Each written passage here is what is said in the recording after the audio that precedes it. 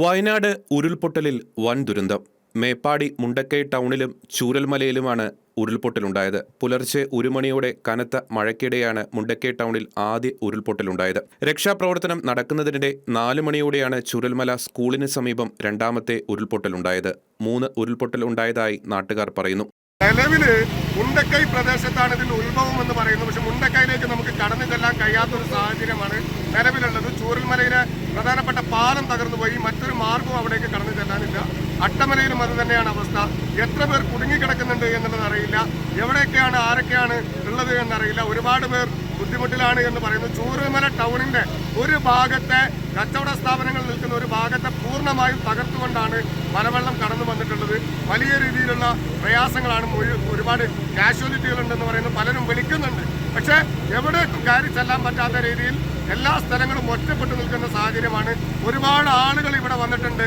രാവിലെ സൈന്യത്തിന്റെ ഓപ്പറേഷൻസിലൂടെ ഈ മുണ്ടകൈ ഭാഗത്തുള്ള ആളുകളെ എയർലിഫ്റ്റ് ചെയ്ത് കൊണ്ടുവരാനുള്ള ഒരു പ്ലാനിങ് അടിയന്തരമായി നടത്തണം എന്നുള്ളത് പറഞ്ഞിട്ടുണ്ട്. അതിന്റെ സ്കെച്ചിങ് ഞങ്ങളിപ്പോൾ കളക്ടറും SP ആയിട്ട് സംസാരിച്ചു. അതിന്റെ സ്കെച്ചിങ് നടത്തുക.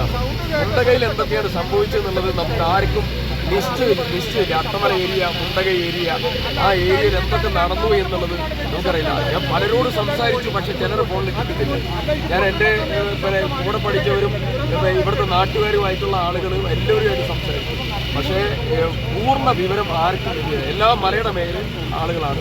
അതീവ ഗുരുതരമായിട്ടുള്ള സാഹചര്യമാണ്. ഇപ്പോൾ NDRF സംഘം എത്തിക്കഴിഞ്ഞാൽ ആ സംഘത്തെ കുറച്ച് സംഘത്തെ ഫാക്ച്വൽ വിവരം എത്തിക്കാൻ അങ്ങോട്ട് അയക്കാനുള്ളതായിട്ടുള്ള ശ്രമം ഇപ്പോൾ ആരംഭിക്കും. ക്യാമ്പ് പ്രവർത്തിച്ചിരുന്ന സ്കൂളിലും വീടുകളിലും കടകളിലും വെള്ളവും ചെളിയും നിറഞ്ഞു.